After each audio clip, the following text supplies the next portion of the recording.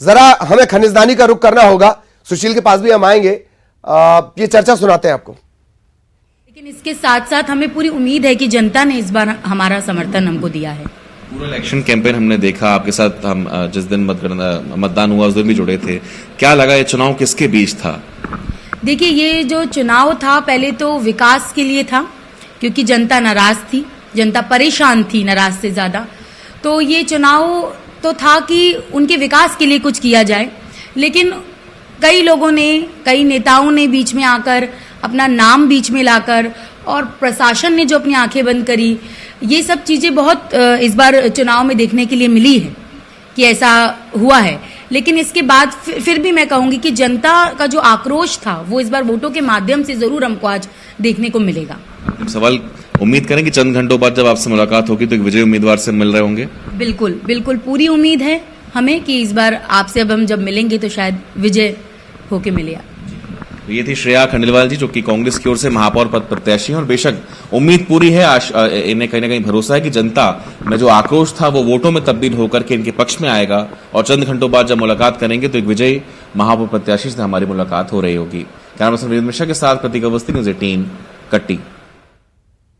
तो श्रेया खंडेलवाल, क्या कुछ उनके दावे हैं वो भी आपने सुने, और क्या जनादेश आपने दिया है वो कुछ देर बाद साफ हो जाएगा। दरअसल बगावत की स्थितियां कटनी में हैं, यही वजह से कांग्रेस के प्रत्याशी का जो कॉन्फिडेंस लेवल है वो थोड़ा बढ़ा हुआ है। वापस हमारे सहयोगियों के पास चलेंगे, चर्चा का सिलसिला शुरू करेंगे। राजीव, क्या कुछ अपडेट आपके पास? समीकरण, चुनावी समीकरण भी बताएं थोड़ा सा, राजीव। देखिए ललित, जो बुंदेलखंड के टीकमगढ़ की जो नगर पालिका टीकमगढ़ में आज मतदान जो वोटिंग जो मतपत्रों की गिनती कुछ ही देर बाद शुरू हो जाएगी, जिसके बाद नतीजे आना शुरू हो जाएंगे, और कौन हीरो बनता है, कौन जीरो होता है, हाथ मजबूत हो तो या कमल खिलता है, तो कुछ ही देर बाद तय हो जाएगा। फिलहाल जो बुंदेलखंड के टीकमगढ़ की बात करें तो यहाँ पे जो 28 वार्ड हैं, यहाँ पे नगर जो वार्ड प्रत्याशियों का चुनाव हुआ था, जिसको लेकर आज फैसला हो जाएगा। कुछ ही देर बाद जो मतपत्रों की गिनती शुरू हो जाएगी, 9 बजे से मतपत्र जो डाक मतपत्रों की गिनती शुरू हो जाएगी, जिसके बाद ईवीएम जो ईवीएम के नतीजे आने शुरू हो जाएंगे। तो कौन हीरो बनता है, कौन जीरो पे जाता है, ये तो आने कुछ ही घंटों में तय हो जाएगा। लेकिन इसके बाद जो नगर की सरकार कौन बनाता है किसके, तो इसके बाद यह जोड़ तोड़ भी शुरू हो जाएगा ललित।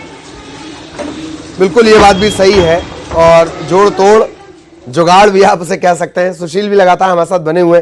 सुशील, आप दुष्यंत से चर्चा भी कर रहे थे। दरअसल मुरैना की सीट में बाहरी फैक्टर भी बहुत ज्यादा हैं, और जो नतीजे पिछले 11 निकायों के आए, या जो पिछले चरण की काउंटिंग रही है, उसके बाद स्थिति यह है कि साहब कुछ भी हो सकता है। सुशील,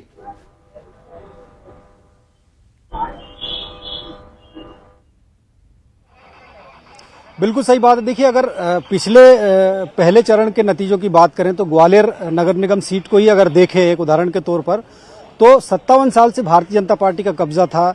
जब केंद्र और राज्य में कांग्रेस की सरकारें थी, उस दौर में भी बीजेपी ने ग्वालियर नगर निगम पर कब्जा किया था।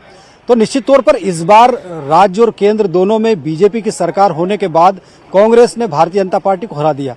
हालांकि भाजपा की हार के कई कारण थे, कांग्रेस का मजबूत कैंडिडेट तो था ही सही, इसके साथ सबसे बड़ा फैक्टर वहां ये भी सामने आया कि आम आदमी पार्टी ने करीब 47,000 के करीब वहां वोट हासिल किए, और भारतीय जनता पार्टी के प्रत्याशी की हार लगभग 28,000 वोट से हुई।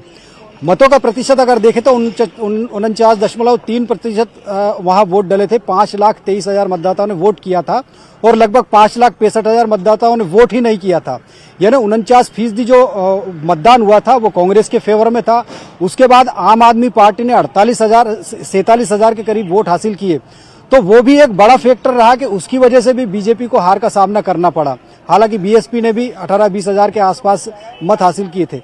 तो कहीं ना कहीं अगर इस बार के चुनाव का ट्रेंड देखें तो पूरे ग्वालियर चंबल अंचल में आम आदमी पार्टी ने भी एक तीसरा मोर्चा बनने की कोशिश की है। ग्वालियर की जो अन्य नगरीय निकाय है, चाहे डबरा की बात करें, वहां आम आदमी पार्टी के 2 पार्षद जीते हैं, बिलवा भीतरवार में भी 1-1 पार्षद जीते हैं। यानी आम आदमी पार्टी ने 5 पार्षद पद ग्वालियर जिले की छोटी नगरीय निकाय सीटों में जीते हैं। वहीं ग्वालियर नगर निगम की बात करें तो मेयर प्रत्याशी के तौर पर आम आदमी पार्टी ने 47,000 वोट हासिल किए। 3 वार्डों में उनके प्रत्याशी दूसरे नंबर पर रहे। करीब 10 वार्ड ऐसे थे कि जहां आम आदमी पार्टी के प्रत्याशियों ने जो वोट हासिल किए, पार्षदों ने, उन्होंने बीजेपी को हरा दिया। तो कहीं ना कहीं आम आदमी पार्टी का जो फैक्टर नजर आया है पूरे ग्वालियर चंबल अंचल में। मुरैना की भी बात करें तो यहाँ भी नगर निगम में देखें तो आम आदमी पार्टी की प्रत्याशी जो है दमदार मौजूद हैं। तो कहीं ना कहीं भारतीय जनता पार्टी के लिए भी एक नुकसान की वजह ग्वालियर में साबित हुआ था। हो सकता है कि वही आशंका मुरैना में भी बढ़ रही हो। दूसरा, यहाँ पर बीएसपी भी एक तरह से देखें तो मजबूत स्थिति में, वो भी कांग्रेस के वोट को प्रभावित करेगी। तो निश्चित तौर पर अगर देखें तो बीजेपी और कांग्रेस की जो पहले सीधी टक्कर हुआ करती थी, हार जीत सीधी एक दूसरे की दमदारी पे हार जीत निर्भर करती थी, वो अब इन तीसरी और चौथी जो पार्टियां, आम आदमी हो गई या बीएसपी हो गई, इनके वोटों के आधार पर भारतीय जनता पार्टी और कांग्रेस की हार जीत हो रही है। तो निश्चित तौर पर मुरैना में भी अगर देखें तो करीब 1.5 लाख से ज्यादा मतदाताओं ने यहाँ वोट किया है और 11 चरण में यहाँ मतगणना होगी।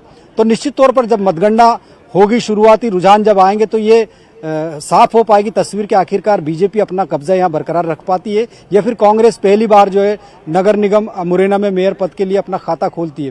तो बीजेपी की मीना जाटव और कांग्रेस की शारदा सोलंकी के लिए भी आज नतीजों का दिन है और जनता ने किसके भाग्य का बटन दबाया है, थोड़ी देर बाद ये फैसला सामने आएगा कि मुरैना का प्रथम नागरिक कौन होगा, मीना जाटव होगी या फिर शारदा सोलंकी होगी या फिर चमत्कारिक रूप से कोई तीसरा चेहरा आएगा। तो अब धीरे धीरे नतीजे जैसे सामने आएंगे उससे रुझान एक साफ हो पाएगा कि आखिरकार तस्वीर मुरैना में क्या बनेगी। लेकिन दिग्गजों की प्रतिष्ठा मुरैना में दांव पर लगी। केंद्रीय मंत्री नरेंद्र सिंह तोमर का संसदीय क्षेत्र है, गृहनगर भी अगर कहें इसे। इसके अलावा सीएम शिवराज सिंह चौहान खुद आए, यहाँ रोड शो किया है। केंद्रीय मंत्री ज्योतिरादित्य सिंधिया ने भी पूरी कवायद की और कांग्रेस की तरफ से कमलनाथ खुद मैदान में रहे। तो बड़ी प्रतिष्ठित सीट है और इसका जो नतीजा होगा वो 2023 के विधानसभा चुनाव, जैसा कि हमारे सहयोगी दुष्यंत ने बताया, उसके लिए कहीं ना कहीं एक बड़ी भूमिका तैयार नगर निगम मुरैना करेगी। बिल्कुल बिल्कुल बिल्कुल। लगातार हमारे सहयोगी जुड़े हुए हैं। अर्पित भी आपको नजर आ रहे होंगे, अर्पित के पास भी आपको लिए चलेंगे। रीवा के क्या समीकरण है, अर्पित से जरा चर्चा करेंगे।